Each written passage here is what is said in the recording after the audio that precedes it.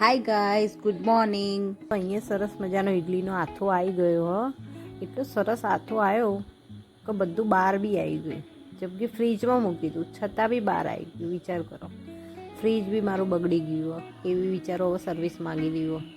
તો તમે એમ વિચારતા હશો કે હું તો ઇડલી બનાવવાનું કહું અને આ કેમ આવું કરી રહ્યા. તો એમાં એવું હો, ઇડલી ગોળ બનાવો યા ચોરસ, શું ફરક પડે? ખાવાની તો આખરે તોડીને જ છે. એટલે હું આવી રીતે જ બનાવી દઉં છું. પછી તો મેં અહીંયા ચટણીની તૈયારી કરી લીધી, જોડે જોડે એના પપ્પાના બી કામે લગાડી દીધા. પાછા હારાએ મને એટલી હેલ્પ કરી રહ્યા કે એમને વોક પર જવાનું હોય, તો જેટલું જલ્દી થઈ શકે એટલું જલ્દી કરો તો ખાઈને જઈ શકે ને. તો એમને ખાવાનો તો મેર પડ્યો નહીં. 2 ઇડલી ખાઈને બિચારા જતા રહ્યા. ચા પીવા તો રોકાયા નહીં.